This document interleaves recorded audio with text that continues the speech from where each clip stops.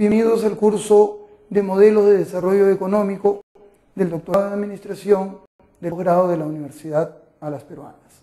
En esta ocasión vamos a desarrollar un modelo de indicadores del desarrollo económico. Como bien saben nosotros, existen variedades de modelos de desarrollo económico. Tenemos el índice de desarrollo humano, tenemos una variedad. Pero en esta ocasión vamos a estructurar nosotros un modelo muy particular, un modelo muy práctico que nos va a servir para poder determinar el nivel de desarrollo económico de un determinado país, cosa que es muy importante para nosotros para poder ver el nivel de desarrollo que va alcanzando cada economía. Entonces, vamos a utilizar una serie de indicadores. Vamos a trabajar con indicadores vitales, indicadores económicos e indicadores sociales. Y esos tres tipos de indicadores nos van a decir a nosotros cuál es el nivel de desarrollo de cada país. ¿De acuerdo? Entonces, vamos a empezar por los indicadores vitales. Se refiere a la vida misma del hombre, es decir, la disponibilidad de alimentos, condiciones de vida, indicadores que se relacionan con la vida del ser humano. Eso vamos a ver. Ese es nuestro primer ítem, nuestro primer paso. Vamos a ver entonces los indicadores vitales. Uno de ellos tenemos la esperanza media de vida o expectativa media de vida. ¿A qué se refiere? Se refiere al promedio de edad que se alcanza en un determinado país. Como bien sabemos, según las condiciones de vida, la población puede vivir más o puede vivir menos en determinados países. Generalmente en países desarrollados, en países con altos niveles de vida, la gente alcanza una gran longevidad, más no así en los países pobres. ¿Por qué? Llanamente porque ellos tienen mejores accesos a la salud, mejores condiciones de alimentación, es decir, son de una serie de beneficios. Es por ello que pueden alcanzar mayores edades. En los países pobres no sucede eso. La expectativa media de vida es mucho menor. Cuando decimos expectativa media de vida nos referimos al promedio de vida o al promedio de edad, también podríamos decirlo en términos más simples, que alcanza un poblador de un determinado país. ¿De acuerdo? Entonces, es un indicador vital, tal vez uno de los más resaltantes, uno de los que nos podemos dar cuenta nosotros. Incluso cuando sabemos que en un país la expectativa media de vida sube, eso significa que el nivel de desarrollo de ese país va creciendo, que ese país está desarrollando. Entonces, partamos de eso. Pero hay otro indicador también muy importante, como por ejemplo la mortalidad infantil. Como bien sabemos, en los países más pobres la mortalidad infantil es muy alta. Pues que las madres no tienen, las madres gestantes me refiero, no tienen las condiciones médicas ni la alimentación adecuada, entonces los niños mueren a muy temprana edad. Es decir, muchos no alcanzan ni siquiera un año. En economía nosotros siempre decimos que hasta un año de vida o menos lo consideramos como mortalidad infantil. Pero sin embargo en los países desarrollados esto no sucede. ¿Por qué no sucede esto en un país desarrollado? Simplemente puesto que la población desde que nace tiene hospitales, tiene vacunas, tiene una serie de beneficios, lo cual va a permitir que los niños de alguna enfermedad que tengan van al hospital y se sanan. En los casos de los países pobres se carece de hospitales, incluso hasta de postas médicas. Entonces, esto va a determinar que exista una alta mortalidad infantil. Ese es un indicador muy importante para nosotros. Cuando en un país aumenta la mortalidad infantil, significa que está retrocediendo en su nivel de desarrollo económico. Pero cuando en un país la mortalidad infantil tiende a disminuir, tiende a ser menor, ese es un indicador que inmediatamente nos está señalando que el país está desarrollando, que el país está creciendo.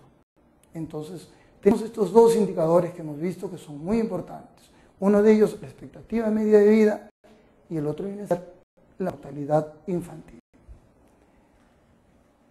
Entonces, ya tenemos esos dos indicadores que son sumamente importantes para nosotros, que nos van a permitir entonces ver cómo el país va creciendo, va desarrollando. Ahora, pasemos al siguiente punto. Tenemos, por ejemplo, la morbilidad. ¿Qué significa morbilidad? Morbilidad viene a ser las enfermedades propias de los países pobres. Pero, con esto de la morbilidad con los países pobres, ¿cómo se va a relacionar ciertas enfermedades con la pobreza? Por supuesto, como por ejemplo la tuberculosis.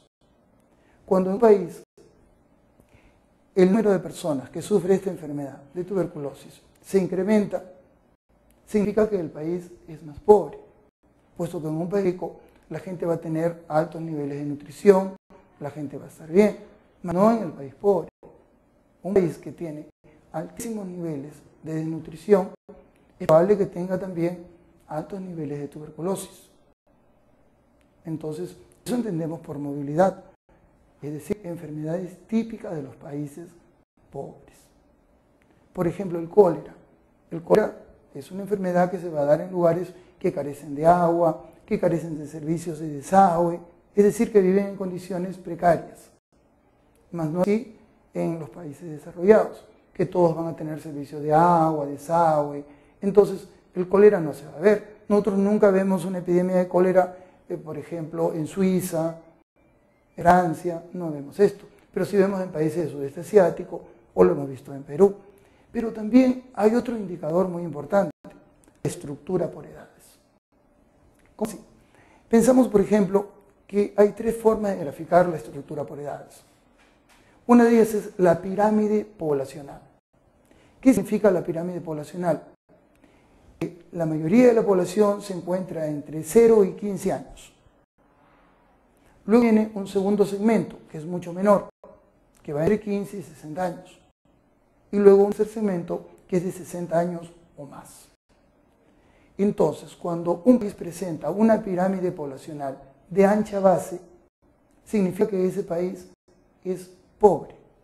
Cuanto más ancha es la base de la pirámide, más pobre es ese país, menos nivel de desarrollo tiene. ¿Por qué? Porque tiene población joven. Los países con población joven generalmente son países subdesarrollados. Pero los países desarrollados no presentan pirámide, presentan ojiva poblacional. ¿Qué significa? Muchas veces encontramos que la población de 15 a 0 años, es decir, los jóvenes, son por decir 10 millones de habitantes, y los que están de 15 a 60 años también son 10 millones. Es exactamente igual. Y los mayores de 60 pueden ser 3, 4, 5 millones. Significa que alcanzan una esperanza alta de vida y a la vez encontramos que la población de 0 a 15 años reemplaza a la población de 15 a 60. Eso es una ojiva poblacional. Es decir, no se ve incremento poblacional, pero tampoco decremento poblacional. Pero hay una tercera modalidad, que es el hongo poblacional, donde vamos a encontrar que la población de 0 a 15 años es mucho, mucho menor que la población de 15 a 60 años. Eso hacen algunos países europeos. Y por eso es que reciben muchos inmigrantes de los países subdesarrollados, porque necesitan tener la mano de obra. ¿Para qué? Para que puedan estar en todas las fábricas, en todos los servicios, en todas las cosas. Y se ven precisados a recibir a personas del tercer mundo. Entonces, ya sabemos que hay otros dos indicadores. La morbilidad, que son enfermedades típicas del subdesarrollo, como la tuberculosis o el cólera, y la estructura por edades, que puede ser pirámide poblacional, ojiva poblacional u hongo poblacional. Pero, ¿qué más encontramos? La tasa de crecimiento poblacional. Sabemos que esa tasa de crecimiento poblacional va a tener dos variables. Una de ellas, la tasa de natalidad. Otra es la tasa de mortalidad o mortandad, como también se le llama. Entonces, la diferencia entre la tasa de natalidad y la de mortalidad nos va a dar la tasa de crecimiento poblacional, es decir, el incremento de la población. En los países desarrollados encontramos unos porcentajes muy elevados de incremento poblacional, es decir, mucha población que va naciendo. ¿Por qué? Simple y llanamente porque tienen poca educación, porque no se cuidan, porque tienen muchos hijos. Entonces los países pobres se caracterizan por eso, por tener altísimas tasas de natalidad y obviamente de crecimiento poblacional. En los países desarrollados encontramos que prácticamente la población joven reemplaza a la vieja, e incluso hay países que tienen población que cada vez va disminuyendo. Entonces, si miramos países que tienen cada vez menos población, son típicos de países muy desarrollados. Y los países que tienen un gran incremento poblacional son, por lo general, países pobres. También tenemos otro sistema de indicadores o otro complemento a este sistema, que son los indicadores económicos. Vamos a ver entonces cómo las variables económicas van a decirnos el nivel de desarrollo del país. Una de ellas sería, por ejemplo, las estructurales. Dentro de las estructurales tenemos la fuerza de trabajo. Y encontramos la calificación. En los países altamente desarrollados, el nivel de calificación de sus trabajadores es alto. Tienen técnicos calificados, tienen profesionales de primer nivel. En los países subdesarrollados encontramos que gran parte de la población no tiene ninguna capacitación. Incluso muchos de ellos son subempleados y otros desempleados. Y cambian de un trabajo a otro, donde ellos realmente consiguen. Entonces no tienen un alto grado de calificación. Por lo tanto, cuando vemos un indicador económico estructural, podemos pensar inmediatamente en la fuerza de trabajo. Y una de esas variables viene a ser la calificación que tiene. Luego encontramos también el contingente femenino. ¿A qué se refiere? A la cantidad de mujeres que se incorporan a la fuerza laboral. En los países más ricos, mayor cantidad de mujeres forman parte de la población económicamente activa. Y han dejado muchas veces las labores domésticas para ir a trabajar a las fábricas, a las oficinas, es decir, a las empresas.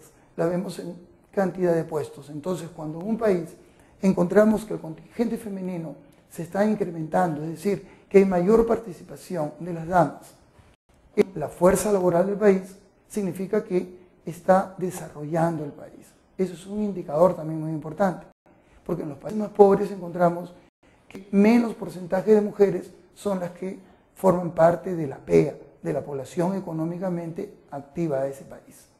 Muchas veces se dedican a labores domésticas o cosas así. Entonces, ese también es otro indicador, un indicador económico sumamente importante y fácil de poder averiguar. Mirando de las estadísticas nada más de un país, inmediatamente nos podemos dar cuenta de ese indicador. Luego también tenemos los recursos naturales con que cuenta el país. Y ahí encontramos, por ejemplo, el grado de explotación y cómo se explotan esos recursos. Porque no es simple y llanamente explotar los recursos y malograr todo el país, sino que hay que hacerlo en forma racional. Es decir, viendo las cuestiones medioambientales que en la actualidad son muy importantes. Es decir, sin contaminar el medio ambiente. Cómo extraer los recursos. Que es una tarea bastante difícil, por ejemplo, en el caso del Perú, con la minería. ¿Por qué? Porque siempre sabemos que los relaves contaminan. Entonces, hay que buscar que sea la menor contaminación posible. Luego tenemos el grado de conocimiento, es decir, tener todos los recursos clasificados, ver dónde tenemos cada uno de los yacimientos y hacer incluso cronogramas para su explotación. Entonces, los recursos naturales también nos van a servir como un indicador económico del nivel de desarrollo. Otro indicador importante que también está dentro del aspecto económico es el capital. Cuando pensamos en capital decimos que es todo bien o conjunto de bienes destinados a la creación de nuevas riquezas. Entonces encontramos, por ejemplo, la disponibilidad por persona. Cuando es muy alta la disponibilidad de capital por persona, nos está indicando que ese país es desarrollado, que ese país tiene gran cantidad de inversión, gran cantidad de capital. Entonces, inmediatamente miramos la disponibilidad por persona y encontramos un indicador económico que no nos va a fallar. Pero también la composición. Me refiero a la composición orgánica del capital, donde encontramos la cantidad de capital y la cantidad de fuerza de trabajo para producir. En los países más desarrollados se utiliza mucho capital y menos mano de obra, porque la mano de obra es más escasa y los salarios son más altos. En los países más pobres se utiliza mayor cantidad de mano de obra y muy escaso capital. Entonces, ese indicador es muy importante también para nosotros. El capital va a servir para determinar también el nivel de desarrollo económico de ese país. Luego tenemos la estructura productiva, también como indicador económico, y la importancia relativa de sectores. Todos los sectores de la economía deben crecer en forma armónica y todos deben aportar al crecimiento económico. En el caso de nuestro país, por ejemplo, vemos que el sector minería representa gran parte de nuestras exportaciones. Más del 65% de las exportaciones peruanas son mineras, lo cual significa que es un sector que está creciendo mucho y mucho más que el resto. Y es típico de un país subdesarrollado, porque los sectores deben crecer en forma armónica. Entonces, nos damos cuenta con eso. Inmediatamente, cuando vemos nada más el volumen de exportaciones de nuestro país, nos tenemos que dar cuenta que eso no está bien. Luego tenemos los desniveles de productividad. Por ejemplo, entendemos por productividad el rendimiento de un factor de la producción en un periodo determinado. Productividad, entonces, lo entendemos como sinónimo de rendimiento. Y sabemos que en la minería formal, por supuesto, tenemos altísimos niveles de productividad en nuestro país. ¿Por qué? Puesto que quienes explotan los recursos mineros son grandes empresas transnacionales que traen maquinarias de última generación y entonces encontramos que con esa tecnología de punta la productividad de ese sector es muy alta. Sin embargo, en el sector agrario en el Perú todavía seguimos utilizando métodos tradicionales de cultivo y nuestra productividad es muy baja. Por lo tanto, encontramos entre minería y agricultura, por ejemplo, una gran brecha de niveles de productividad. Y es cuando mayor sea la brecha de nivel de productividad, nos indica que mayor es el grado de subdesarrollo del país. Cuando esa brecha se corta, ese país tiene un mayor nivel de desarrollo. Luego encontramos especialización, concentración y participación del sector externo. Muchas economías ahora crecen también hacia afuera. Crecimiento hacia afuera significa que le damos mucha importancia a las exportaciones e importaciones. En el caso de los países subdesarrollados, tienen una gran dependencia de las importaciones de bienes de capital. ¿A qué me refiero?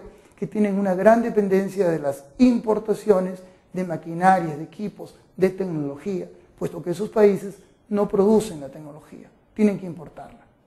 Entonces, cuando vemos que un país importa maquinarias, importa tecnología, es típico de un país subdesarrollado. Los desarrollados generan tecnología, producen tecnología. Luego encontramos la dependencia de las importaciones de bienes de capital, lo que estábamos diciendo, es decir, maquinarias, equipos, herramientas en general, puesto que estos países lo que tienen es materias primas. Luego vamos a encontrar, por ejemplo, la estructura de distribución del ingreso. Es desigual por regiones. En un país subdesarrollado, los niveles de ingreso van a variar de una región a otra. Si nosotros miramos el trapecio andino, es la zona más pobre del Perú. Entonces, los niveles de ingresos son muy desiguales. Si comparamos, por ejemplo, los ingresos de la región Lima con los ingresos de la región Huancavelica o la región Ayacucho, encontramos que son unos desniveles muy, muy grandes. Cuanto mayor es ese desnivel, significa que ese país es más pobre. En un país desarrollado, el crecimiento es más armónico. Casi todos los lugares, todas las regiones de ese país tienen un ingreso parecido. Entonces, inmediatamente nosotros buscamos datos estadísticos. Encontramos que hay desniveles. La distribución del ingreso, a cuanto mayor sea ese desnivel, significa que mayor es el subdesarrollo de ese país. Es muy importante también ese indicador y también muy sencillo de conseguir. Luego, tenemos también la disponibilidad de bienes y servicios. Por ejemplo, el ingreso por persona, conocido comúnmente como ingreso per cápita, ingreso por habitante. Hallarlo es muy fácil, solamente hay que buscar un dato macroeconómico, es decir, hay que buscar el ingreso nacional y hay que dividirlo entre la población total. Y eso nos va a dar el ingreso per cápita o ingreso por persona. Cuanto menor es el ingreso per cápita, ese país es más subdesarrollado. Cuando los ingresos per cápita son altos, se elevan, ¿cómo podemos ver si son altos o bajos? Comparándolos con otros países. Comparamos, por ejemplo, con países de Europa Occidental, con Estados Unidos. Cuanto más nos acercamos a ellos, significa que estamos desarrollando. Aunque claro, este indicador hay que tomarlo con mucho cuidado, porque hay otras formas de medir el ingreso, como por ejemplo, cuando utilizamos el coeficiente Gini. Pero bueno, eso lo veremos en otra ocasión. Ahora estamos con este sistema. Luego vemos los bienes básicos de consumo. Por ejemplo, alimentos, calzado. En los países más ricos van a tener más acceso a ellos. Van a tener más acceso a esos bienes básicos de consumo. Es decir, la población va a poderlos comprar con más facilidad. Incluso hablamos de economías de consumo, que es comprar, usar, botar. Gente que utiliza cosas un tiempo muy corto y luego ya lo ve como viejo y se deshace de ello. Eso es la sociedad de consumo de los países desarrollados. En los países pobres es todo lo contrario. Compramos los bienes y los tratamos de utilizar al máximo, es decir, empleándolos hasta el último. Luego encontramos los bienes productivos insumos, como por ejemplo acero, energía, cemento. Cuando un país produce más cemento, significa que ese país está creciendo, sobre todo cuando consume más cemento. ¿Por qué? Porque la construcción está creciendo. Y cuando crece la construcción, crece todo el país. Y ese crecimiento puede llevar al desarrollo. Luego encontramos la producción de acero. Otra forma de medir el nivel de desarrollo económico es la producción de acero y el consumo de acero, puesto que es para hacer maquinarias, equipos, todo tipo de herramientas para las construcciones, para todo eso se va a utilizar. Entonces, mayor consumo de acero también es un indicador, así como también el consumo de energía. El consumo de energía, cualquier empresa de energía nos puede dar el dato de el consumo domiciliario y el consumo industrial. Si el consumo industrial se incrementa, significa que estamos produciendo muchísimo más. Y si el consumo domiciliario se incrementa, significa que estamos teniendo un mayor nivel de vida. Porque si consumimos mayor cantidad de energía eléctrica, por ejemplo, tenemos como indicador que tenemos más televisores, más computadoras, más artefactos en general, lo cual permite a la población vivir más cómoda. Y el desarrollo es eso, el nivel de vida de la población. Luego encontramos los servicios básicos, como por ejemplo transportes, carreteras, puertos. Cuando el sistema de transportes de un país es más eficiente, cuando el sistema de transporte es más eficiente en todos los sentidos, significa que ese país es más desarrollado. Cuando tiene un sistema de transporte precario, es típico de un país pobre. Igual las carreteras, carreteras en buenas condiciones, buenas autopistas, eso va elevando el nivel de desarrollo del país. Así como también los puertos, porque si el país quiere crecer hacia afuera, quiere exportar, quiere importar, necesita tener puertos, si no, se vuelve un cuello de botella para el país, puesto que por ahí es donde viene el flujo del comercio internacional. Luego pensamos en los servicios sociales representativos, como educación, atención materno-infantil. A mayor nivel de educación, a mayor cantidad de colegios, a mayor cantidad de universidades, servicios educativos en general, significa que ese país está alcanzando un mayor nivel de desarrollo. Luego tenemos un tercer indicador, los indicadores sociales. Los indicadores sociales son también muy importantes para nosotros. Por ejemplo, la estratificación de clases. ¿Qué es esto? Que las clases sociales son muy marcadas. Clase alta, clase media, clase baja son muy marcadas, sobre todo en los países desarrollados. Son muy clasistas. Y la movilidad social. Movilidad social significa pasar de una clase social a otra. En un país desarrollado la gente tiene mayor acceso a la educación y al trabajo, por lo tanto puede ascender socialmente. Puede ser clase baja, puede subir a clase media, clase alta. En un país pobre es más difícil, tiene menos servicios educativos, menos oportunidades laborales. Entonces, ese indicador también es muy importante. Y la representación del sistema político, por supuesto. Los países desarrollados tienen partidos políticos muy bien estructurados, tipo Estados Unidos, con 2 grandes partidos políticos, demócratas y republicanos, ¿cierto? Y países pobres tienen una serie de partiditos por ahí que a veces aparecen y desaparecen. La participación social, la participación de la población es muy importante. Ahora que hablamos de la inclusión social, es decir, cómo incluir a toda la gente en el crecimiento económico que está viviendo el Perú. Y el sistema de concentración de propiedad también. En este sistema nos va a indicar lo siguiente, que muy pocas personas tienen mucho y muchas casi no tienen nada. Eso es típico de un país pobre. En un país rico, toda la gente va a tener algo.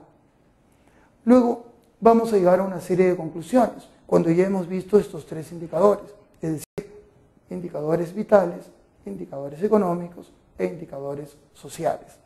Llegamos a la conclusión de que el grado de desarrollo del país se puede medir utilizando cualquiera de ellos, o todos en su conjunto, todavía mucho mejor, porque nos va a dar una visión más precisa, más exacta. Y sabemos también que la brecha de desigualdad entre los países ricos y los países pobres se agranda, y lo que tenemos que hacer nosotros como sociedad es disminuir esa brecha, buscar que desarrollar económicamente. Y una recomendación sería hacer un plan de desarrollo económico que sea toda una política de Estado. También les dejo una serie de actividades de investigación para que puedan desarrollar ustedes mucho mejor los temas tocados. Muchísimas gracias. Hasta luego.